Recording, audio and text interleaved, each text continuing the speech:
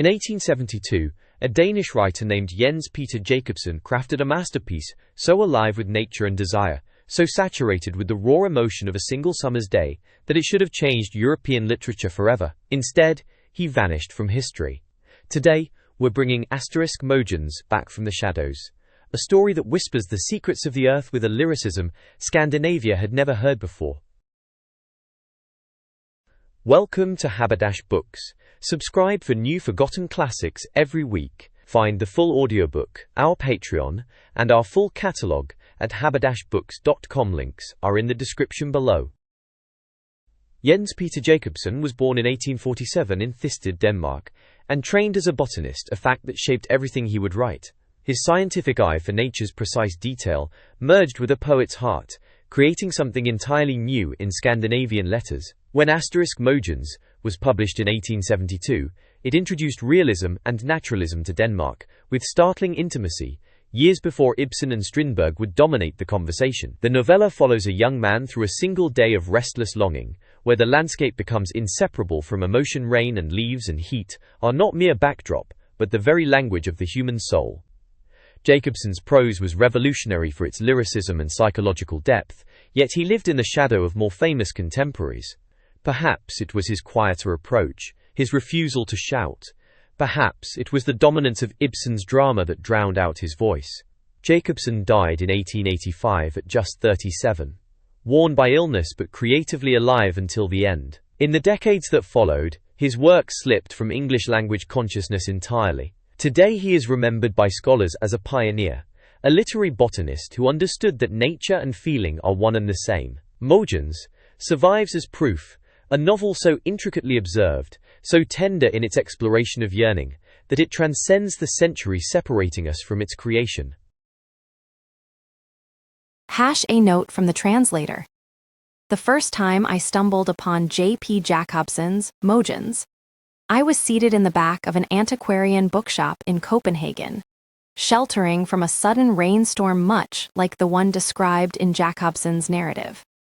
As I turned the pages, I was enchanted by Jacobsen's vivid depiction of nature and his ability to capture the tender complexities of the human spirit.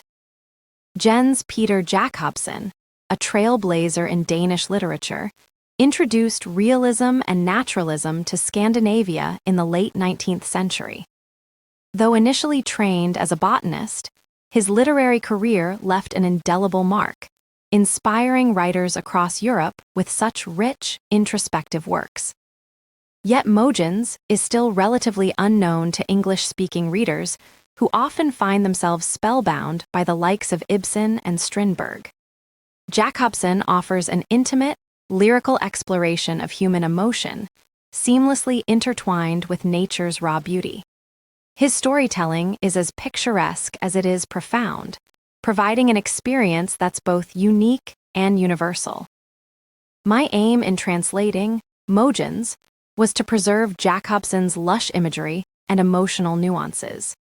The original Danish has a musicality that's challenging to fully capture in English, but I've endeavored to maintain its rhythm and essence. For instance, I paid close attention to Jacobsen's meticulous descriptions of the landscape, ensuring that the vivid natural backdrop remained as immersive as intended. I didn't shy away from Jacobsen's gentle humor or delicate exploration of yearning and wonder.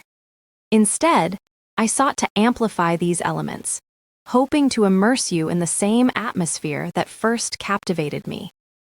Now, dear listener, I invite you to recline and let Jacobsen's words, perhaps for the first time, unfold in your mind. May this auditory journey through Mogens bring you the same joy and introspection it has brought me. Samuel Chatwin, Haberdash Books, 2026. Mogens and Other Stories. Mogens by Jens Peter Jacobsen, A Shot in the Mist, Right Arrow, Gyldendalsk Boghandels Forlag, Copenhagen, 1882. Mogens and Other Stories. DJVU. Mogens and Other Stories. DJVU/7171 public domain. This work is not protected by copyright in Denmark, as the author died no later than December 31, 1955. It is not protected under U.S. copyright law as it was published before January 1, 1931.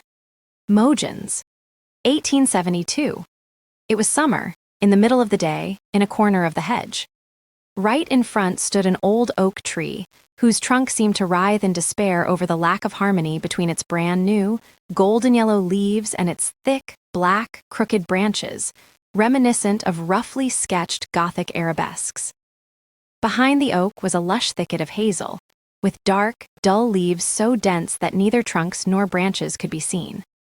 Above the hazel thicket rose two slender, cheerful maple trees with lively serrated leaves, red stalks, and long dangling clusters of green fruit. Behind the maples, it turned to forest, a green, smoothly rounded slope where birds flitted in and out like elves from a grassy knoll. You could see all this when you followed the field path outside the fence. But if you lay in the shade of the oak, with your back against the trunk and looked the other way, like someone did, you first saw your own legs, then a small patch of short, sturdy grass, next a large cluster of dark nettles, then the hawthorn hedge with the big white convolvulus, the stile, a bit of the rye field beyond, finally the justice counselor's flagpole over there on the hill, and then the sky. It was oppressively hot, the air flickered with heat, and it was so still. The leaves hung asleep on the trees. Nothing stirred except the ladybugs over on the nettles and a bit of dry foliage lying in the grass, curling up with little, sudden movements as if cringing under the sun's rays. And then the person under the oak. He lay gasping and looked wistfully, helplessly, up at the sky. He hummed a little and gave it up, whistled, then stopped, turned over again, and let his eyes settle on an old molehill that had become quite light gray from drought. Suddenly, a small round dark spot appeared on the light gray soil, another 3, 4, many, and more still. The whole mound was quite dark gray. The air was nothing but long, dark streaks, the leaves nodded and swayed, and there came a whispering that turned into a humming. The rain poured down. Everything glimmered, sparkled, sizzled. Leaves, branches, trunks, everything gleamed with moisture. Every little drop that fell on the earth, on grass, on the stile, on anything, shattered and sprinkled away in 1,000 fine pearls. Small droplets hung here and there, grew into large ones, dripped down, gathered with other drops, became little streams, disappeared into tiny furrows, flowed into large holes and out of small ones, sailed away with dust, splinters, and leaf fragments, grounded them, made them float, spun them around, and grounded them again. Leaves that hadn't been together since they were buds gathered from the moisture. Moss, reduced to nothing by drought, swelled up and became soft, curly, green, and juicy, and gray lichen, almost turned to dust, spread in neat fringes, puffed like brocade with the sheen of silk. The convolvuluses let their white crowns fill to the brim, clinked with one another, and poured water over the nettles. The fat, black forest snails slithered forward amiably, looking approvingly up at the sky. And the human. The human stood with bare head right in the middle of the rain, letting the drops rush down in hair and brows, eyes, nose, mouth, snapped fingers at the rain, lifted his legs now and then as if he wanted to dance, occasionally shook his head when there was too much water in his hair, and sang at the top of his voice without knowing what he was singing, so busy was he with the rain. Had I a grandson, oh yes. And a chest with lots and lots of money, then I would also have had a daughter, oh yes. And house and home and fields and meadows. Had I a little daughter, oh yes. And house and home and fields and meadows, then I would also have had a sweetheart, oh yes. With chests of lots and lots of money. There he stood singing, but over among the dark hazel bushes, a little girl's head peeked out. A long tail of a red silk shawl had caught on a branch that jutted out further than the others, and now and then a small hand would tug at the tail, causing a little shower from the branch and its neighbors. The rest of the shawl lay snugly over the little girl's head, hiding half her forehead, shading her eyes, twisting abruptly, and disappearing among the leaves, only to appear again in a large rosette of folds under her chin. The little girl's face looked very surprised, but it was about to laugh. The smile was already in her eyes. Suddenly, the man singing in the rain took a few steps to the side, saw the red tail, the face, the big brown eyes, the small, surprised open mouth. Immediately he felt self-conscious, glancing down at himself in surprise. But just then there was a little scream, the protruding branch swung wildly. The red tail vanished in a blink, the girl's face disappeared, and there was a rustling, farther and farther behind the hazel bushes. Then he ran. He didn't know why, he wasn't thinking at all. The rain's delight returned in him, and he ran after the little girl's face. It didn't occur to him that he was chasing a person, it was only the little girl's face. He ran, rustling to the right, rustling to the left, rustling in front, rustling behind, both he and she rustling, and all that noise and running made him eager, so he shouted, "Cuckoo, wherever you are." No one answered. Hearing himself shout made him feel a bit uneasy, but he kept running. Then a thought came, just one, and he mumbled as he continued. "What will you say to her? What will you say to her?" He approached a large bush. She had hidden there, and he caught a glimpse of her dress. "What will you say to her? What will you say to her?" He kept mumbling as he ran. He reached the bush, quickly turned away, continued running, still mumbling the same thing, came upon a wide path, ran a little along it, suddenly stopped and burst out laughing, then walked quietly, smiling, and laughed with all his might as he went through the entire hedgerow. It was a beautiful autumn day. The leaves were falling thickly, and the path down to the lake was completely covered with the lemon-yellow elm and maple leaves, with patches of darker foliage here and there. It was so pleasant, so clean to walk on this tiger-skin carpet and watch the leaves snow down. The birch looked even finer and lighter with fewer leaves on the branches, and the rowan was splendid with its heavy clusters of red berries. The sky was so blue, and the forest seemed much larger. One could see far between the trunks. There was also the awareness that soon it would all be over. Forest, field, sky, open air, everything would soon yield to the time of lamps, carpets, and hyacinths. So the justice of the peace from Cap Trafalgar and his daughter went down to the lake, while the carriage stayed by the parish constables. The justice of the peace was a friend of nature. Nature was quite special, one of life's most beautiful ornaments. He supported nature, defended it against the artificial. Gardens were nothing but corrupted nature, and gardens with style were mad nature. There was no style in nature. God had wisely made nature natural, nothing but natural. Nature was the unbound, the unspoiled. But with the fall of man, civilization had come upon humanity. Now civilization had become a necessity, but it would have been better if it hadn't been. The state of nature was something completely different, completely different. The justice of the peace would not mind making a living by wandering around in a sheepskin coat and hunting hares, snipes, woodcocks, grouse, and wild boars. No, the state of nature was truly a pearl, truly a pearl. The justice of the peace and his daughter went down to the lake. It had long glimmered between the branches, but now it came fully into view as they turned the corner where the large poplar stood. There it was, with large patches of mirror-like water, jagged tongues of gray-blue rippled water, and belts that were smooth alongside those that were textured, the sunlight resting on the smooth surfaces and flickering on the rippled. It drew the eye across the surface, leading it along the shores with gently rounded curves and sharply broken lines, swinging around the green promontories, releasing the gaze, and vanishing into vast bays yet captivating the mind. Sailing? Were there boats for rent?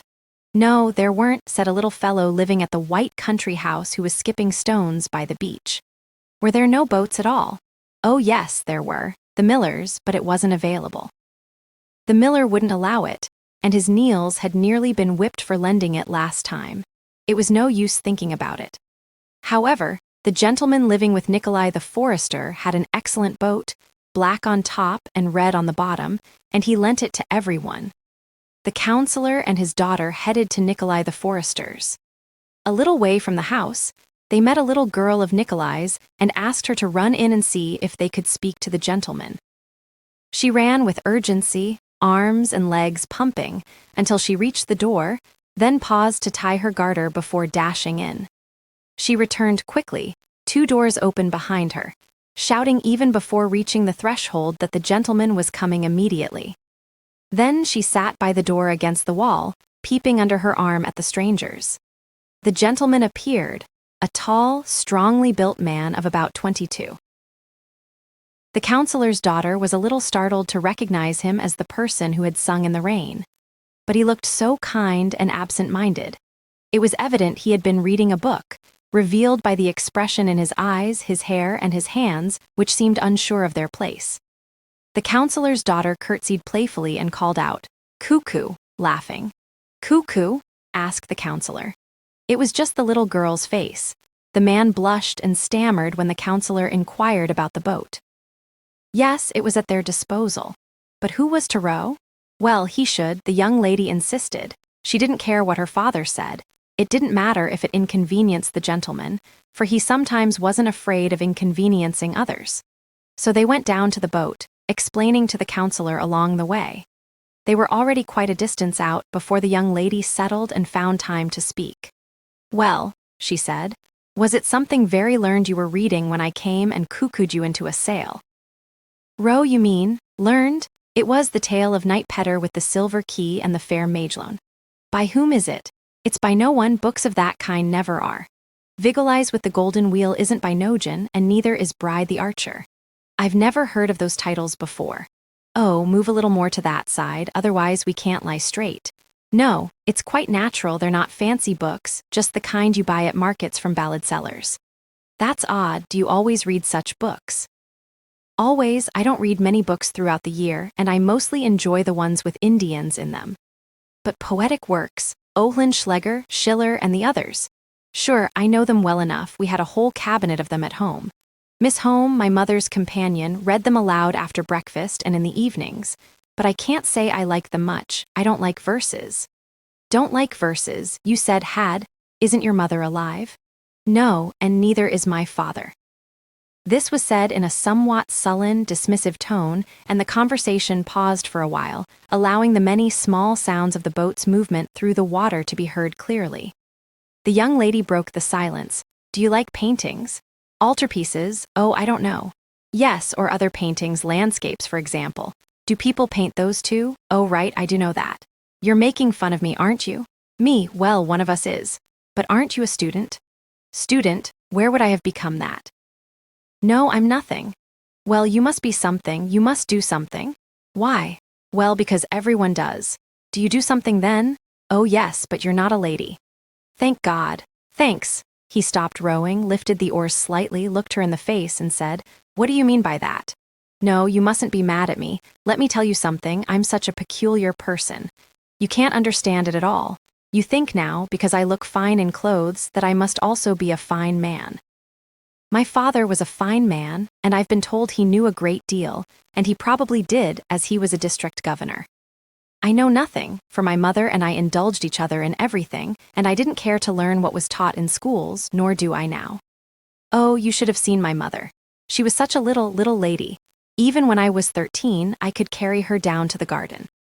She was so light. In the last years, she often sat in my arms around the whole garden and park. I see her in her black dresses and many broad laces." He grabbed the oars and rowed vigorously. The counselor grew a little uneasy when he saw the water rise so high up the stern and thought they should head to shore, and so they did.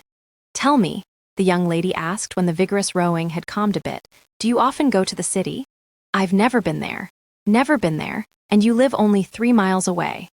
"I don't live here all the time. I've been staying in various places since my mother passed. But in the winter, I'll go to the city to learn arithmetic." "Mathematics?" "No, about lumber," he said, laughing. "You might not understand. Well, let me explain. When I come of age, I want to buy a sloop and sail to Norway, so I need to know arithmetic for customs and clearance." "Do you really want to do that?" "Oh, life at sea is grand, sailing is so lively. Well, here we are at the bridge." He docked the boat, and the counselor Justitsråden and his daughter disembarked, having extracted a promise from him to visit them at Cap Trafalgar. They went up to the bailiff's place while he rowed out over the lake. Up by the poplar, they could still hear the strokes of the oars. "Listen, Camilla," said the counselor, who had just gone out to lock the outer door. "Tell me," he said, as he extinguished his hand lamp with the key's bow, Was that rose they had at the Carlsons called Pompadour or Maintainen? Sendralin, the daughter replied. That's right, that's what it was called too. Well, we should get some rest. Good night, my girl, good night, and sleep well. When Camilla had gone up to her room, she rolled up the curtain, rested her forehead against the cold window pane, and hummed Elizabeth's song from Elverhodge Asterisk. At sunset, a breeze had picked up, and a few small white clouds, illuminated by the moon, drifted towards Camilla. She stood for a long time watching them, tracing them from afar and humming louder and louder as they approached, pausing for a couple of seconds when they disappeared over her, seeking new ones and following them. With a small sigh, she rolled the curtain back down. She went to the dressing table, leaned her elbows on it, rested her head on her folded hands, and stared into the mirror at her reflection without really seeing it. She thought of a tall young man carrying a sickly, little woman dressed in black in his arms. She thought of a tall young man steering a small vessel between rocks and skerries in a raging storm. She replayed an entire conversation in her mind. She blushed. Eugen Carlson would have thought you were courting him. With a slightly jealous association of ideas, she continued. Clara would never have been chased in the rain in a forest, would not have invited a stranger, outright invited, to sail with her, even. A lady to her fingertips, Carlson had said about Clara, which was a reprimand to you, little Camilla farm girl. Then she undressed with affected slowness, went to bed, took a small elegant book from the shelf by the bed, opened it to the first page, and read a small handwritten poem with a weary, bitter expression. Let the book fall to the floor and burst into tears. Then she gently picked up the book again, put it back in its place, and turned off the light. Lay for a while, gazing desolately at the moonlit roller blind, and finally fell asleep. Not many days later, the rainy day man set out on the road to Cap Trafalgar. He met a farmer driving a load of rye straw and was allowed to ride along. Then he lay on his back in the straw and looked up at the cloudless sky. For the first half-mile, he let his thoughts wander freely. They weren't very different, mostly pondering how someone could be so wonderfully beautiful, marveling that it could be fascinating for days to recall the features, expressions, and color changes of a face, the subtle movements of a head and hands, and the varying tones of a voice. But then the farmer pointed with his whip at a slate roof a quarter-mile away, saying it was the Justice Councillor's Justitsrådens. And Mogens rose from the straw and stared anxiously at the roof, feeling a strange apprehension. He tried to imagine that no one was home, but couldn't shake the idea that there was a large gathering, despite counting the number of cows Landlist had grazing and the heaps of gravel along the road. Finally, the farmer stopped where a little road led down to the country house, and Mogens slid off the cart and began brushing the straw bits off himself while the cart creaked slowly away over the gravel. He approached the garden gate step by step, saw a red shawl disappear behind the balcony windows, a little white sewing basket abandoned on the balcony edge, and the back of an empty rocking chair swaying. He entered the garden, eyes still fixed on the balcony, heard the Justice Councillor greet him, turned his head toward the sound and saw him standing there, nodding with his arms full of empty flower pots. They exchanged some words, and then the Justice Councillor began to explain how one might say, in a certain sense, that the old caste difference between tree species had been abolished by grafting, although he was personally much against it. Then Camilla slowly came towards them, wrapped in a prickly blue shawl.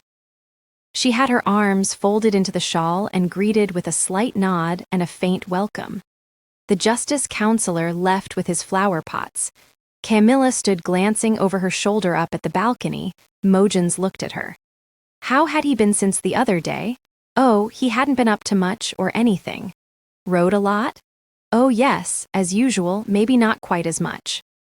She turned her head towards him, looked at him coldly, tilted her head slightly to the side, and asked with half-closed eyes and a faint smile if it was the lovely Magellan who had occupied him.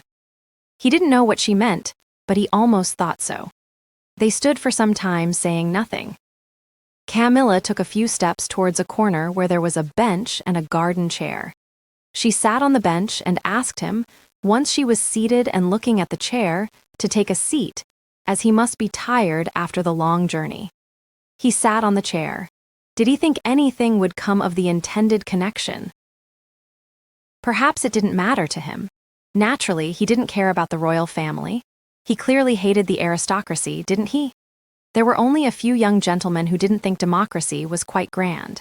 He was probably among those who didn't believe the royal family's connections held political significance, right? Perhaps he might be mistaken. People had seen. She abruptly stopped, surprised that Mogens, initially a bit startled by everything, now looked quite pleased. Surely he wasn't sitting there enjoying himself at her expense. She turned quite red. "Are you very interested in politics?" she asked anxiously. "Not in the least." "Then why let me prattle on about politics for so long?"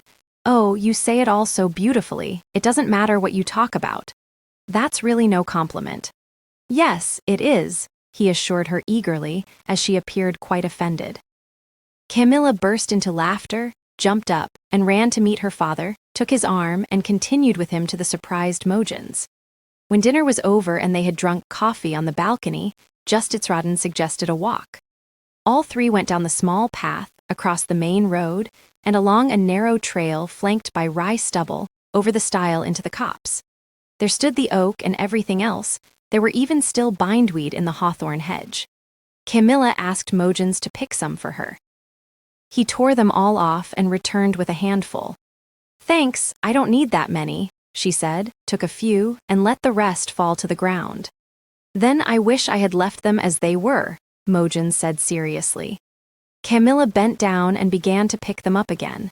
She had expected him to help her and looked up at him, surprised, but he stood calmly watching her.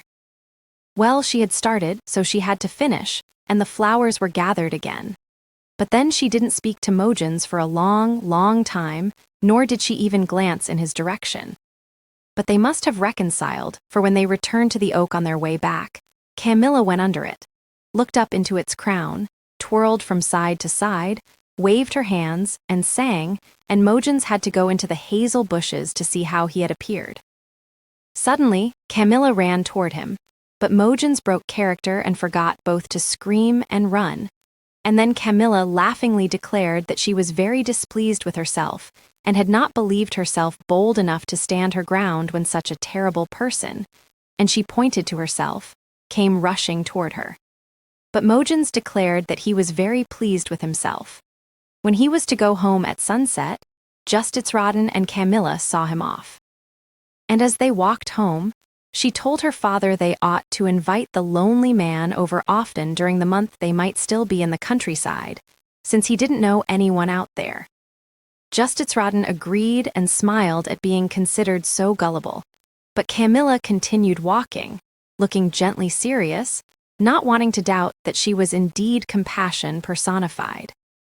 The autumn weather turned so mild that Justitsråden's family stayed at Cap Trafalgar for an additional month, and compassion led to Mogens visiting twice in the first week and nearly every day in the third week.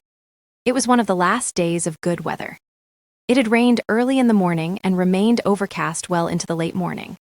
But now the sun had come out, shining so strong and warm that the wet garden paths, the lawns, and the tree branches stood in a fine, light mist. Justitsråden was cutting asters, while Mogens and Camilla were in a corner of the garden picking some late winter apples. He stood on a table with a basket on his arm, and she stood on a chair holding the edges of a large white apron. "Well, what's happening then?" she called impatiently to Mogens, who had paused his story to grab an apple hanging high up.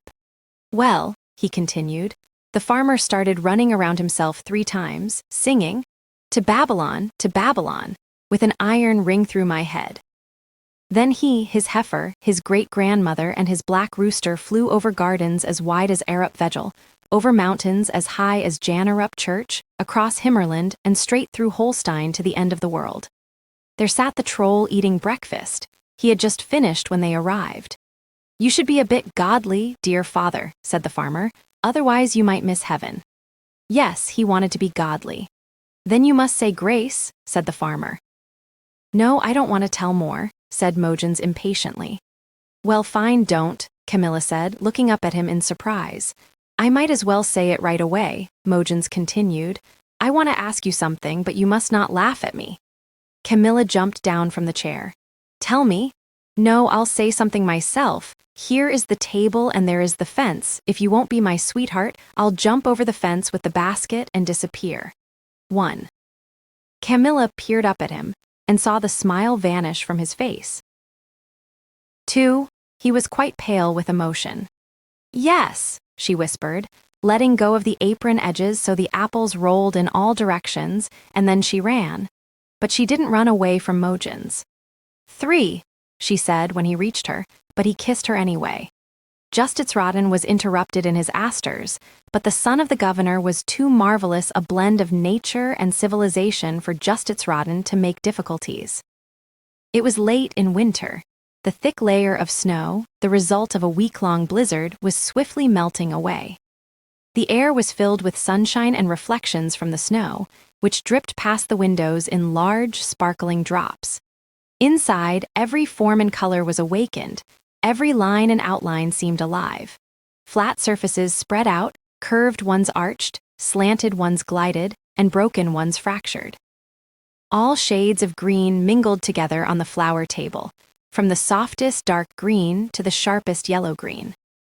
Reddish-brown tones flamed across the mahogany table's surface, and gold glittered and sparkled from knickknacks, frames, and moldings, while on the carpet, all colors blended into one merry, bright whirl. Camilla sat by the window sewing, and she and the Graces on the console were enveloped in a reddish glow from the curtains, while Mogens, who slowly paced back and forth, moved repeatedly in and out of slanted beams of faintly rainbow-colored dust. In a talkative mood, he said, "You know, the people you associate with are peculiar. There's nothing between heaven and earth that they can't dismiss in an instant. It's low and it's noble, the dumbest thing since the world's creation, and the wisest. It's so ugly, and yet so pretty it defies description, and they all agree on everything as if they have a formula to calculate it, for they all end up with the same result, whatever it may be. They are so alike. They know the same things, talk about the same things, use the same words, and have the same opinions." "Surely," objected Camilla, "you don't mean to say that Carlson and Ronholt think the same?" "Oh, they are the most delightful. They belong to different parties. Their fundamental views are as different as night and day." "No, they aren't. They agree so much it's joyful. Maybe there's a tiny bit they truly disagree on, maybe it's just a misunderstanding, but my goodness, it's pure comedy to hear them. It's as if they agreed to do everything possible not to agree. They start shouting, then immediately get heated.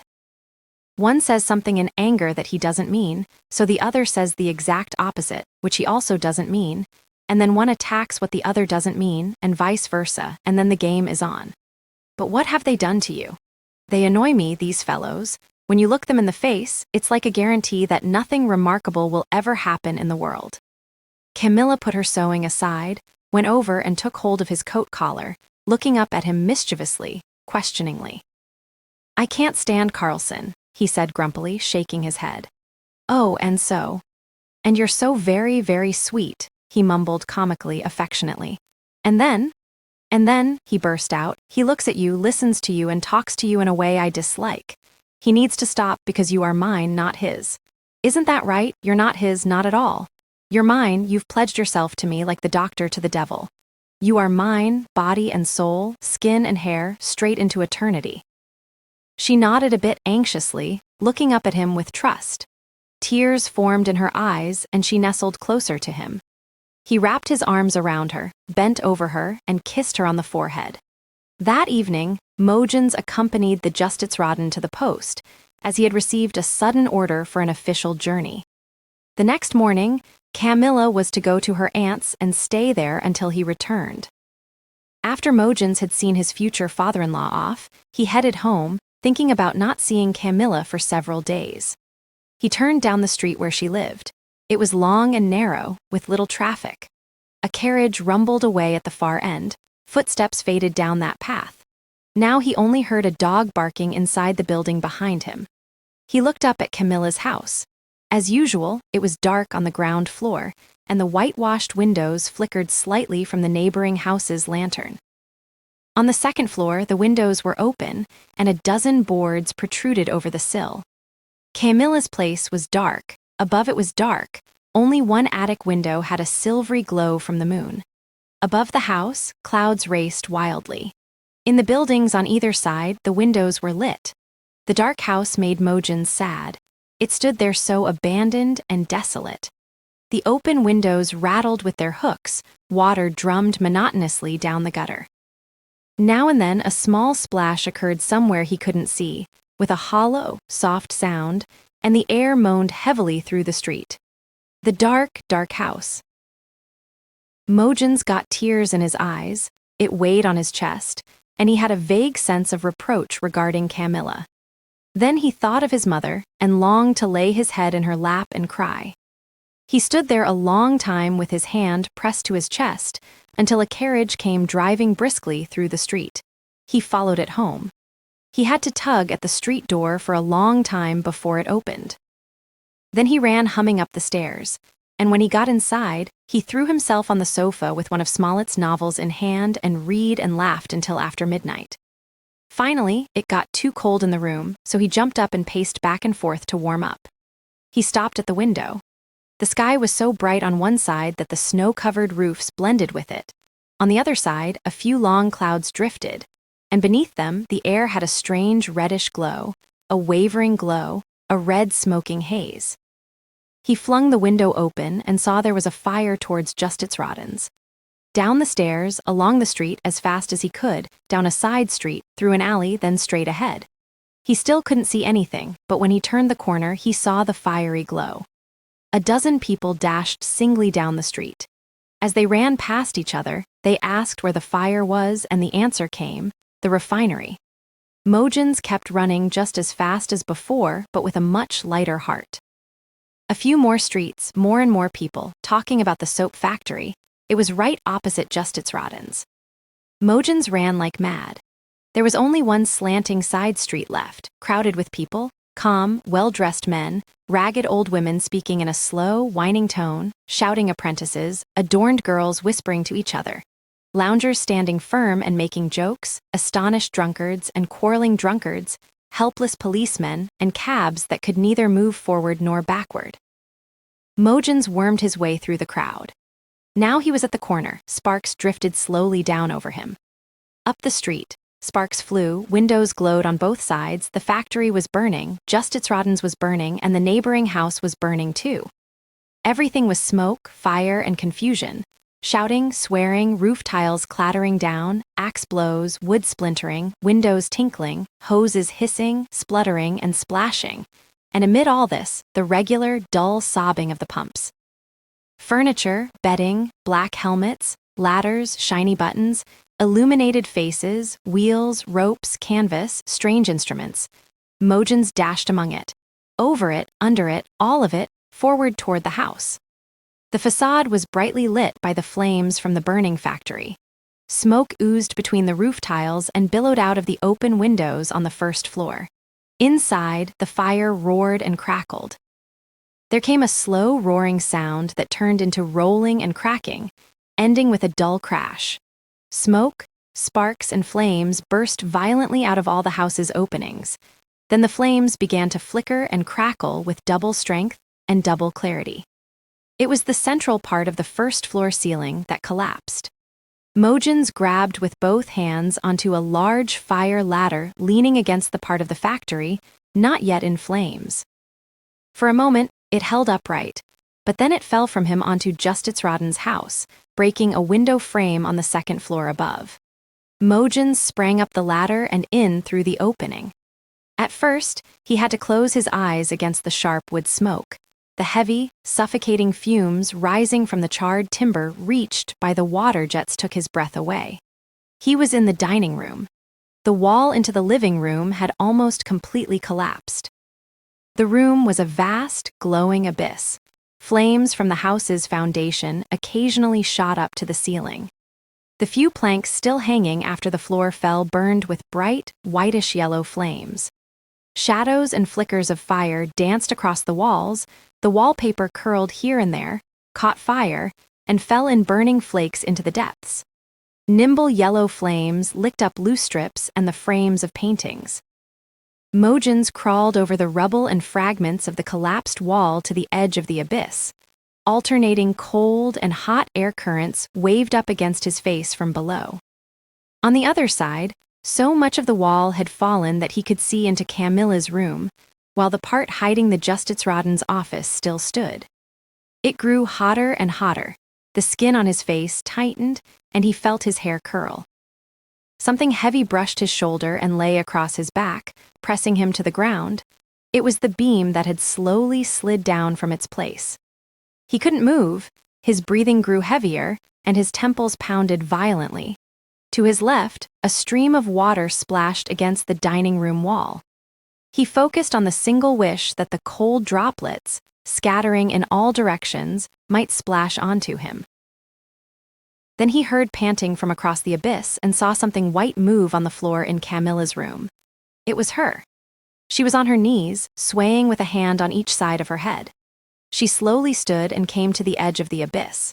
She stood upright, her arms hanging limply, her head appearing to wobble on her neck.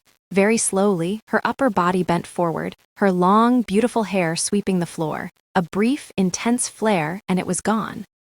In the next moment, she plunged into the flames.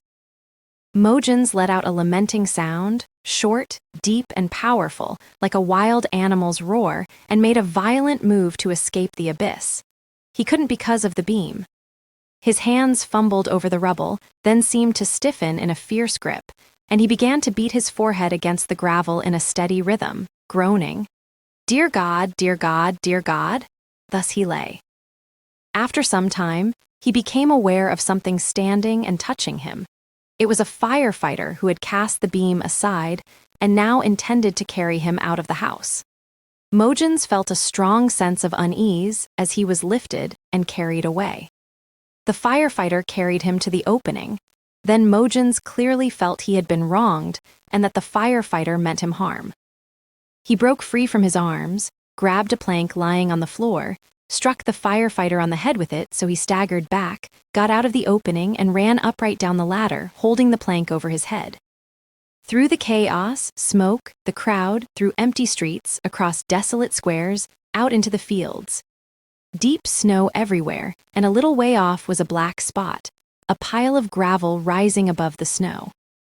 He struck at it with the stick, hitting again and again, wanting to strike it away until it disappeared. He also wanted to run far away, circled it and struck like a madman. It wouldn't disappear. He flung the stick aside and hurled himself over the mound, grabbing handfuls of pebbles. It was a black gravel pile. Why was he out in the field clawing at it? He smelled smoke, saw flames flicker around him, Camilla sinking into them. He screamed and dashed across the field.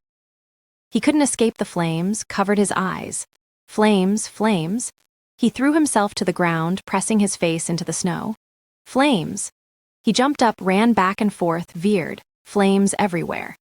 He raced across the snow past houses, trees, and a terrified face staring from a window, through stacks and yards where dogs howled and strained against their chains. He rounded a wing of a house and suddenly stood before a window lit brightly, nervously. That light comforted him, the flames receded. He went to the window and looked in. It was a brewery. A girl stood by the hearth, stirring a kettle. The light she held glowed reddish in the thick steam. Another girl sat plucking poultry, and a third singed it over a blazing fire of straw. The flames grew smaller, then flared up again with new straw, and then died out. Mogens angrily smashed a pane with his elbow and walked away slowly while the girls inside screamed. Then he ran again, for a long time, quietly whimpering. Fleeting memories of good times came, and it grew doubly dark when they passed. He couldn't bear to think of what had happened. It must not have happened. He fell to his knees, wringing his hands toward the sky, begging for the past to be undone. Long he dragged himself on his knees, eyes fixed on the sky, as if fearing it would slip away from his prayers if he stopped looking. Then images from good times floated by, more and more in misty rows. Some flashed around him in sudden brilliance, others swept past, so vague and distant they were gone before he knew what they were. He sat quietly in the snow, captivated by light and sound, by life and happiness. The dark fear that something might extinguish it had vanished. It was so still around him, so calm within him, the images were gone, but happiness remained. So quiet, there was no sound, yet sounds haunted. Laughter and songs came, light words and steps, and the dull sobbing of the pump strokes. Whimpering, he ran away, far and long, reaching the lake and following its shores until a tree root caused him to fall, and then he was so exhausted that he stayed down. With a soft gurgling sound, the water lapped over the small stones. The naked branches rustled gently in fits and starts. A few crows cawed over the lake, and the morning cast its harsh, blue glow over the forest and the lake, over the snow and the pale face. At sunrise, he was found by the hedge keeper from the neighboring forest and carried to Nicolaj the forester's, where he lay for weeks and days between life and death. Around the time Mogens was carried to Nicolaj's, there was a commotion about a carriage at the end of the street where Justitsråden lived. The coachman couldn't understand why the policeman wanted to prevent him from performing his lawful duty, and so they argued. It was the carriage meant to take Camilla to her aunt. No, since poor Camilla came to such a miserable end, we haven't seen a trace of him. Yes, it is remarkable what can be hidden in a person. No one suspected a thing. So quiet and awkward, almost clumsy. Isn't that right, madam? You didn't suspect the slightest? About the illness. Dear God, how can you ask? Oh, you mean, I didn't understand you correctly. It was supposed to be something in the blood, something hereditary. Yes, I remember, there was something about the father being taken to Aarhus. Wasn't it so, Mr. Carlson? No. Yes, but it was to be buried, his first wife is there. No, I was thinking of, the dreadful the dreadful life he's led these 2 or 2.5 years. Oh no, I know nothing about any of that. Well, yes, no, it's not the sort of thing one talks about freely, one doesn't want to. Well, you understand, out of regard for one's neighbor. Justitsråden's family. Yes, what you say naturally has its justification.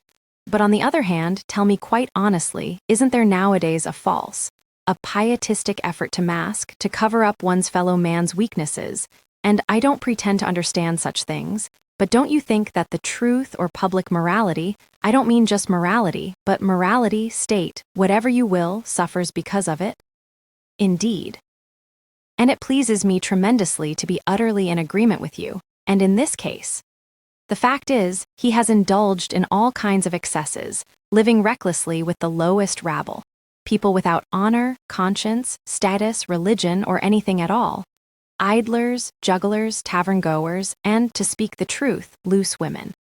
And this after being engaged to Camilla, God in heaven, and after suffering from brain fever for 3 months. Yes, and what does that say about his inclinations, and what do you think his past has been like? And God knows what really went on during his engagement. He was rather secretive, that's my opinion. Excuse me, madam, and you too, Mr. Carlson, you've approached the matter somewhat abstractly, quite abstractly. I have very concrete reports from a friend over in Jutland and can present the situation in detail. Mr. Ronholt, you're not going to give details. Yes, I will, Mr. Carlson, with the lady's permission. Thank you. He certainly hasn't lived as one should after brain fever. He's been roaming fairs with a couple of drinking companions and has also been in contact with juggler troops, especially their female personnel. Perhaps I should run upstairs and fetch my friend's letter. If you'll allow me, I'll return shortly. Don't you think, Mr. Carlson, that Ronholt is unusually charming today? Yes, undeniably, but madam must also remember that he has vented all his bile in an article in tomorrow's paper. To think that one dares to express, it is outright rebellion, contempt for the law, for him.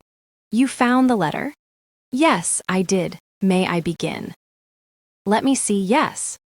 Our mutual friend, whom we met last year in Månsted, and whom you said you knew from Copenhagen, has been causing a stir here recently, looking exactly as he did then. He's the same pale, sad figure of a dismal appearance. He's the strangest mix of forced merriment and quiet hopelessness, affectedly reckless and brutal towards himself and others, silent and taciturn, And though he does nothing but drink and revel, he doesn't seem to enjoy himself. It remains, as I said back then, that he has this fixed idea of considering himself personally insulted by existence. His company here was primarily a horse dealer, called Crodnan because he always sings and is constantly carousing, and a forlorn, lanky mix of sailor and vagabond, known and feared under the name of Peer Stylos, and also Fair Abelone. Though lately, she has given way to a dark woman belonging to a troupe of jugglers who have delighted us with performances of strength and tightrope walking for some time. You've seen such women with sharp, yellow, prematurely aged faces, people destroyed by brutality, poverty, and vice, and on top of that, always dressed in shabby velvet and dirty red. Here's the gang. I don't fully grasp our friend's passion. It's tragic that his beloved met such a sad end, but that doesn't really explain things. You still need to hear how he left us. We had a fair a few miles from here. He, Stylos, the peddler, and the woman were in a tavern tent, partying late into the night.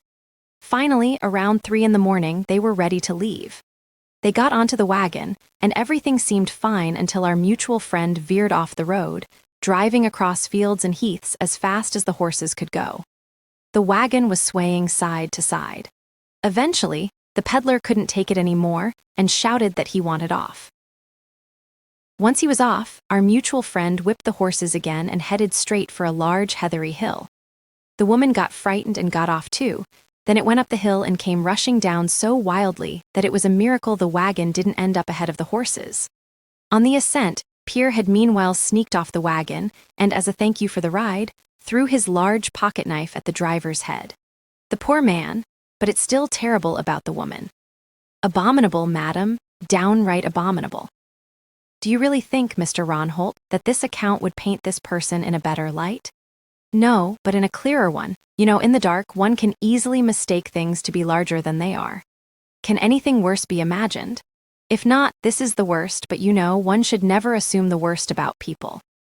Yes, you actually mean that it's not all that bad, that there's something bold about it, something plebeian in the highest sense, which suits your inclination toward democracy. Can't you see that he behaves quite aristocratically toward his surroundings? Aristocratically? No, that's quite paradoxical. If he's not a Democrat, then I really don't know what he is. Well, there are other determinations one could make. White elderberries, bluish syringa, hawthorn, and radiant laburnum bloomed and wafted their scent into the house. The windows were open, shaded by lowered blinds. Mogens leaned over the windowsill, the blind resting against his back. It was soothing for the eyes, after all the summer sun on woods, water, and in the air, to see into the room's subdued, soft, calm light. A tall, full-figured lady stood inside with her back to the window, arranging flowers in a large vase. The bodice of her pale pink morning gown was gathered high under her chest by a black, shiny leather belt. On the floor behind her lay a snow-white dressing cap, her large, very blonde hair held up by a bright red nightcap. "You look a bit pale after last night's carousing," was the first thing Mogens said. "Good morning," she replied, extending her hand and the flowers it held toward him without turning. Mogens took one of the flowers. Laura turned her head halfway to him, opened her hand a little, and let the flowers fall in small clusters onto the floor. Then she resumed arranging the vase. "Sick?" Mogens asked. "I'm tired. I'm not having lunch with you today." "Not. We can't have dinner together either." "Are you going fishing?" "No, goodbye. When will you be back?" "I'm not coming back." "What does that mean?" she asked, adjusting her dress, going to the window and sitting on the chair there. "I'm tired of you, that's all. Now you're being cruel. What's the matter? What have I done?" "Nothing, but since we're neither married nor madly in love, I don't see anything strange in me leaving." "Are you jealous?" she asked very softly. "Jealous of someone like you? God preserve my sanity." "But what does all this mean?" "It means that I'm tired of your beauty. I know your voice and your movements by heart, and neither your moods, your stupidity, nor your cunning amuse me anymore." "Can you tell me why I should stay?" Laura cried. Mogens, how can you bear to do this?" "Oh, what shall I do? Just stay today, just today, Mogens, you mustn't leave me." "Oh, it's all lies, Laura. You don't even believe it yourself. It's not because you are so terribly enamored of me that you are upset. It's just a bit of agitation over the change. You're anxious about a small disruption in your daily routine. I know it so well, you're not the first I've grown tired of. Oh, just stay with me today, and then I won't bother you to stay even an hour longer. You women are some dogs. You have no honor in life. Even if one kicks you away, you come crawling back. Yes, we do, but then stay today. What stay? Stay, no. Oh, you've never loved me, Mogens. Yes, you did. You loved me that day when it was so windy. Oh, that wonderful day down by the beach when we sat sheltered by the boat. Silly girl. If only I were a proper girl from fine parents and not like I am, then you'd stay with me. You wouldn't dare be so hard, and I, who love you so much. You shouldn't. No, I'm like the dust you tread on. You care no more about me. Not a kind word, only harsh words, contempt, that's good enough for me. The others are no better or worse than you. Goodbye, Laura. He reached out his hand to her, but she kept her hands behind her back and whimpered. No, not goodbye, not goodbye.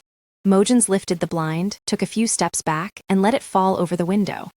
Laura quickly leaned under it out over the sill and pleaded. Come to me. Come and give me your hand. As he walked away, she called plaintively, Goodbye, Mogens. He turned toward the house with a slight wave. Then he went on, and such a girl still believes in love. No, she does not. From the sea, the evening wind swept over the land, and the maram grass waved its pale spikes, lifting the pointed leaves ever so slightly. The reeds swayed, the dune lake darkened with thousands of fine ripples, and the water lily leaves tugged restlessly at their stems. Then the heather began to swing its dusky tops, and the red clover on the sandy fields swayed listlessly. Inland, the oat sheaves bowed, the young clover trembled on the stubble fields, the wheat rose and fell in heavy waves. The roofs creaked, the mill groaned, the vanes spun around, smoke was driven down the chimneys, and the windows fogged up. It rustled in the gables in the manor's poplars, and whistled through the wind-blown thicket on Bredbjerg Granhage. Mogens lay up there, looking out over the dark earth. The moon was gaining its glow, and mists drifted below in the meadow. All of life seemed so sad, empty behind, dark ahead. But that was life. Those who were happy were blind.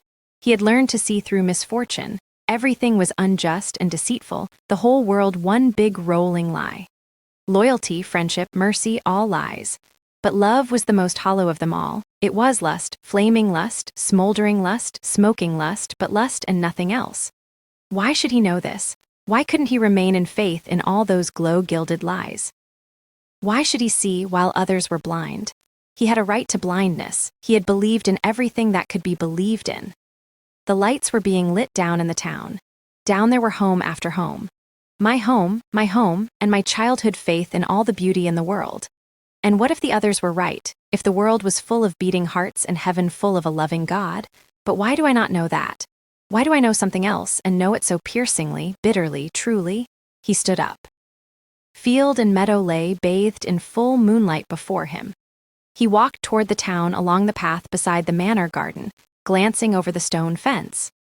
Inside, on a lawn in the garden, stood a silver poplar, the moonlight falling sharply on the trembling leaves, sometimes showing the dark side, sometimes the white. He leaned his elbows on the fence and stared at the tree. It looked as though the leaves were rustling down over the branches. He thought he could hear the sound the foliage made. Suddenly, a lovely woman's voice nearby sang, You flower in dew, whisper your dreams to me. Is there in them the same air, the same wondrous elfin land air as in mine? And does it whisper, sigh, and lament there through dying fragrance and slumbering glow, through awakening sound, through budding song, in longing I live? Then silence came again.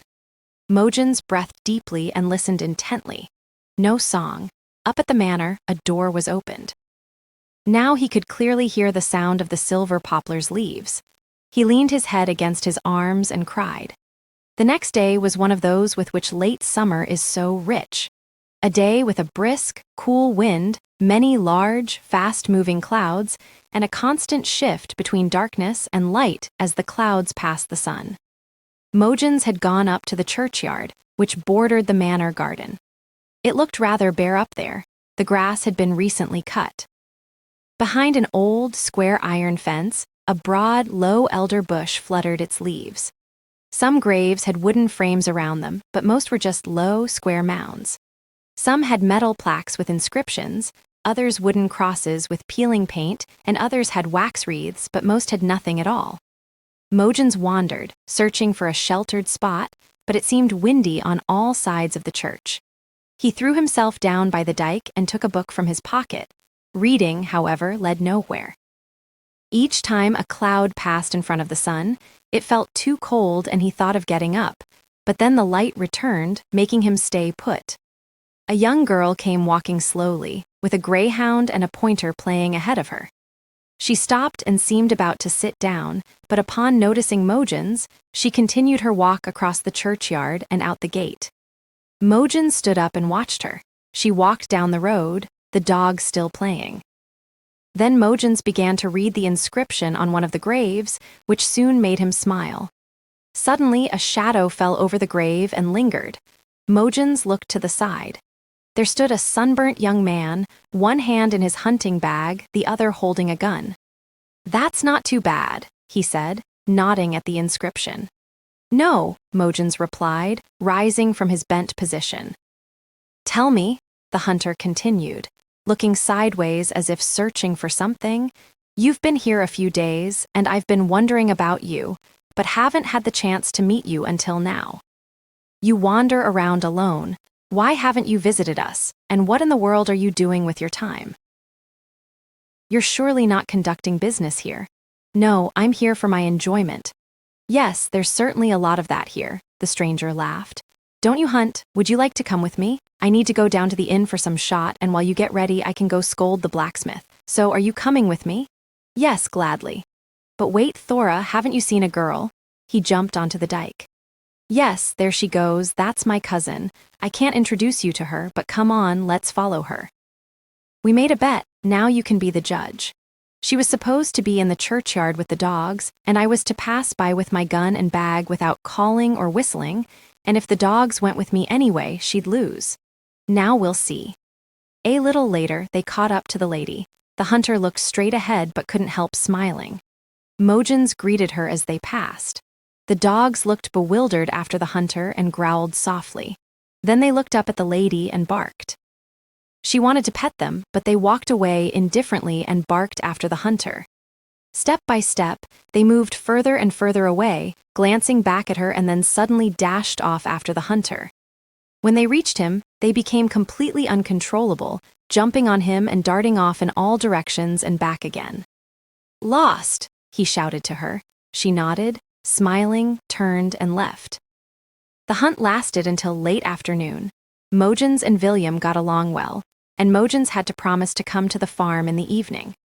He did so and went there almost every day since, but despite all hospitable offers, he continued staying at the inn. It became an emotional time for Mogens. At first, Thora's presence revived all the heavy and sorrowful memories. Often, he would suddenly have to engage in conversation with others or leave, so his emotions would not completely overwhelm him. She did not resemble Camilla at all, but still, he saw and heard only Camilla. Thora was small, delicate, and slender, quick to smile, quick to tears, and quick to enthusiasm. If she spoke seriously to someone for long, it was not as an approach, but rather as if she was disappearing into herself.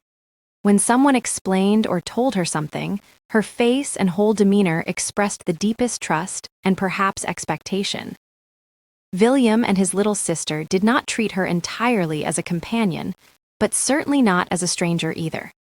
The uncle and aunt, farmhands, maids, and local farmers all courted her, but so cautiously and almost anxiously. They were like wanderers in the forest who, near them, see a small, charming songbird, with clear, clever eyes and graceful movements. Delighted with this little living creature, they wish it would come closer, but dare not move, scarcely breathe, for fear it might become frightened and fly away. As Mogens saw Thora more and more, the memories came less frequently, and he began to see her as she was. It became a time of peace and happiness when he was with her, quiet longing and quiet melancholy when he did not see her. Later, he spoke with her about Camilla and his past life, and it was almost with astonishment that he looked back on himself. Sometimes it became almost incomprehensible to him that it was he who had thought, felt, and done all the strange things he recounted. One evening, he and Thora stood on a hill in the garden watching the sunset.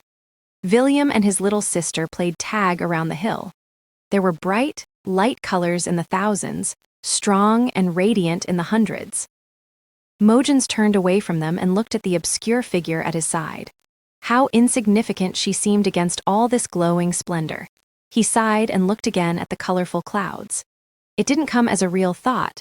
It was distant and fleeting, there for a second and then vanished, as if the eye were doing the thinking. Now the trolls at Granhage are happy, now the sun is all the way down, said Thora. Well, yes, don't you know that trolls love the dark? Mogens smiled. Yes, you don't believe in trolls, but you should. It's so wonderful to believe in it all, in the hill folk and the elf maidens. I also believe in mermaids and the elder tree woman, but gnomes. What's the use of gnomes and hell horses? Old Marin gets angry when I say that because she says there's no piety in believing in what I believe, things that don't concern people. But omens and church grims are in the gospel, she says. But what do you say? Me?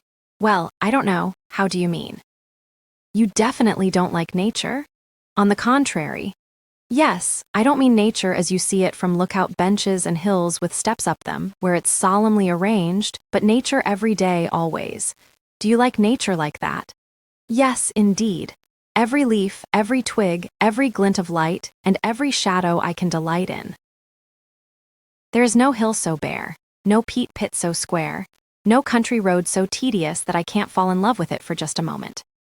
But what pleasure can you find in a tree or a bush if you don't imagine there's a living creature in them that opens and closes the flowers and smooths the leaves?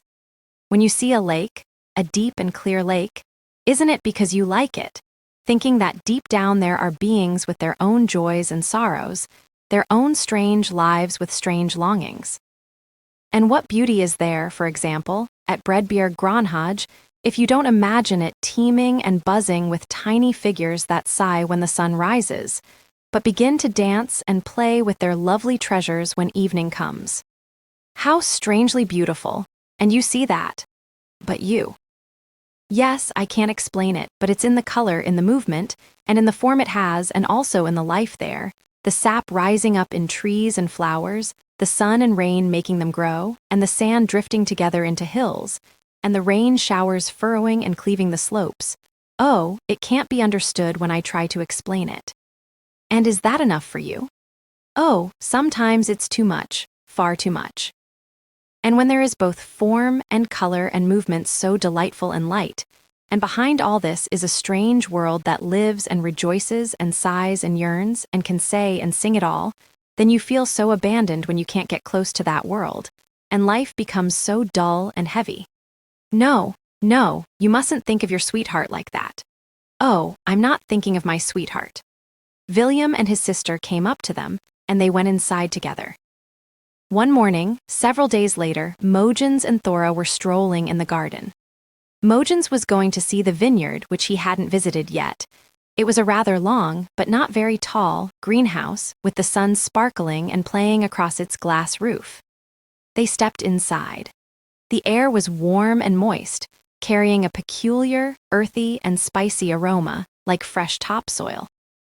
The beautiful, winding leaves and the heavy, dewy clusters of grapes, illuminated by the sun, spread under the glass cover in a large, green bliss. Thora gazed happily upward, while Mogens looked restless and glanced sadly at her, then up into the foliage. Listen, Thora said happily. I think I'm beginning to understand what you said the other day up on the hill about form and color. Do you not understand more? Mogens asked softly and seriously. No, she whispered, glanced quickly at him, lowered her gaze, and blushed. Not then.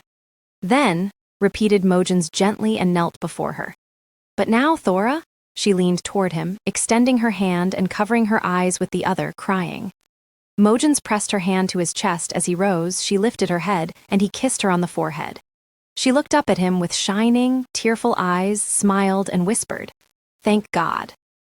Mogens stayed another week. It was agreed that the wedding would take place around midsummer.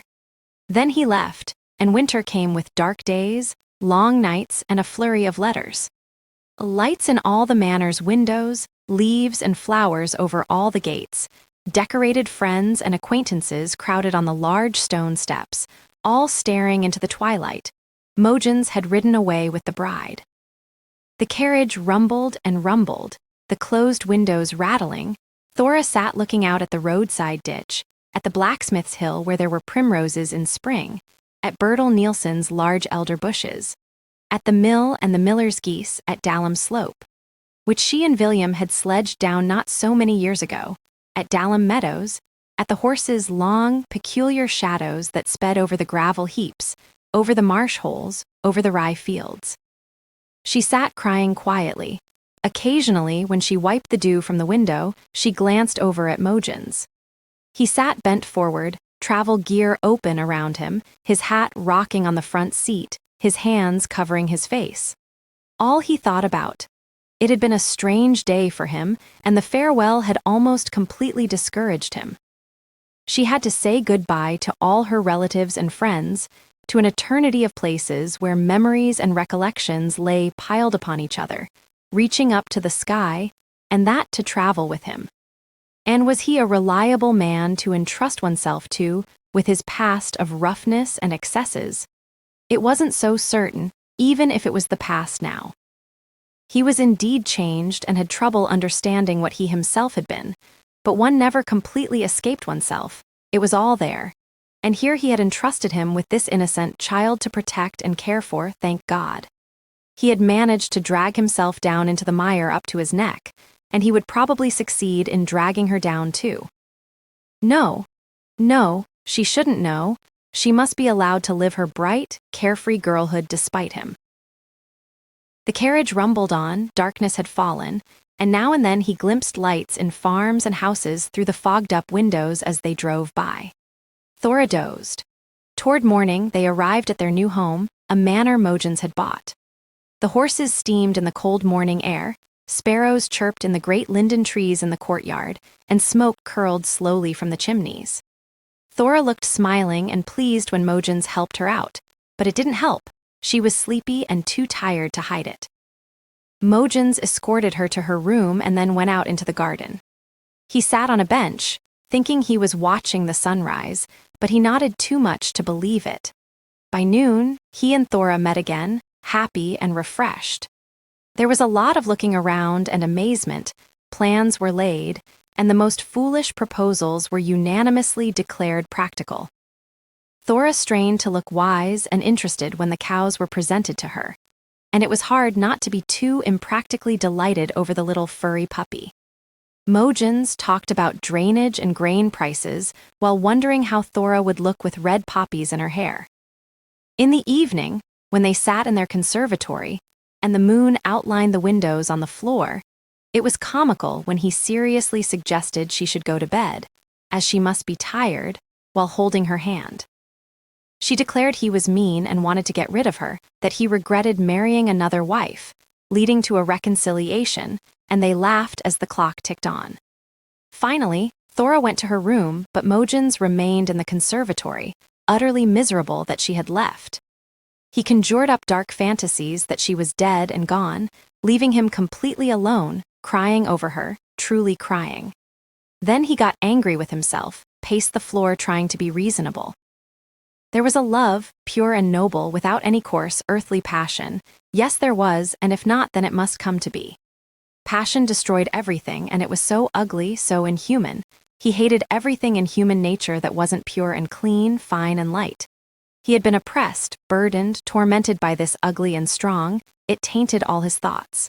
He went into his room, wanting to read. He took a book and read, but didn't know what. She surely hadn't come to any harm. Certainly, no, why should she? Yet he still felt afraid. It might just be, no, he couldn't bear it. He tiptoed quietly to her door. No, it was so calm and peaceful. When he listened closely, he thought he could hear her breathing, how his heart pounded. It seemed he could hear that too. He returned to his room and his book. He closed his eyes. How clearly he saw her, he could hear her voice. She leaned towards him and whispered, how he loved her, loved her, loved her. It sang within him. It was as if his thoughts were in rhythm, and he could see everything he thought of so vividly. Quietly, quietly she lay now, asleep with her arm under her neck, with her hair loose, her eyes closed, breathing so gently. The air quivered in there, glowing like the reflection of roses, as a clumsy fawn imitating the nymph's dance, the carpet forming clumsy folds of her delicate figure. No, no. He didn't want to think of her, not think of her in that way, not for anything in the world, no, and then it all came back again. It couldn't be kept away, but it had to go. And it came and went, until sleep came and the night passed. As the sun went down the next evening, they strolled through the garden together. Arm in arm, they walked very slowly and quietly up one path, down another, out of the scent of mignonette, through the fragrance of roses, into the scent of jasmine. A few moths fluttered past them, the corncrake screamed out there in the grain, otherwise most of the sound came from Thora's silk dress. How silent we can be, exclaimed Thora. And how we can walk, Mogens continued. We've probably walked a mile now. They walked on in silence for a while. What are you thinking about? She asked. I'm thinking about myself. That's exactly what I'm doing. Are you also thinking about yourself? No, about you, Mogens. He pulled her closer to him. They walked up toward the garden room. The door was open. It was very bright in there, and the table with the snow-white cloth, the silver platter with dark red strawberries, the gleaming silver jug, and the candlesticks made a wholly festive impression. It's like the fairy tale where Hansel and Gretel come to the gingerbread house in the forest, Thora said. Do you want to go in? You forget there's a witch in there who wants to roast and eat us poor little children. No, it's much better if we resist the sugar windows and pancake roof and take each other by the hand and go out into the dark, dark forest. They walked away from the garden room. She leaned close to Mogens and continued. It could also be the palace of the great sultan, and you are the Arab from the desert who wants to abduct me, and the guards are after us, flashing curved sabers, and we run and run, but they have taken your horse. And then they catch us and put us in a large sack, and there we sit together and get drowned in the sea. Let me see, what else could it be? Why can't it just be what it is? Oh, it can be, but it's too little. If you knew how much I love you, but I am so unhappy. I don't know what it is. There's such a distance between us. No. She threw her arms around his neck and kissed him passionately, pressing her burning cheek against his. I don't understand it, but sometimes I almost wish you would hit me. I know it's childish and that I'm so happy, but still I'm so unhappy. She laid her head against his chest and cried, and then she began, as tears flowed, to hum, first very softly, but then louder and louder. In longing I live. My own little wife, he said, and he lifted her up in his arms and carried her inside. In the morning, he stood by her bed. The light came softly and dimly through the drawn curtains, and all the lines inside made it peaceful, all colors saturated and tranquil. To Mogens, it was as if the air rose and fell in gentle waves with her breathing. Her head rested slightly askew on the pillow. Her hair lay across her white forehead. One cheek had more color than the other. Now and then a faint tremor passed through the serene eyelids, and her mouth's lines swayed imperceptibly between unconscious seriousness and a slumbering smile. Mogens stood for a long time watching her, happy and calm. The last shadows from his past had disappeared. Then he quietly slipped out and sat in the living room, waiting silently for her. He had been sitting for a while when he felt her head on his shoulder and her cheek against his. They went out together into the fresh morning. Sunlight rejoiced across the earth, the dew glistened, early awakened flowers shone, the lark chirped high up under the sky, the swallows darted through the air. He and she walked away over the green turf towards the hill with the ripening rye, following the path that ran through it. She walked ahead, very slowly, looking back over her shoulder at him, and they talked and laughed. The further they descended the hill, the more the grain grew between them. Soon they could no longer be seen. That's the end of Chapter 1, the translator's foreword and the opening of *Mogens, a masterpiece rediscovered. Head to haberdashbooks.com to hear the complete audiobook and subscribe for more forgotten classics brought back to life.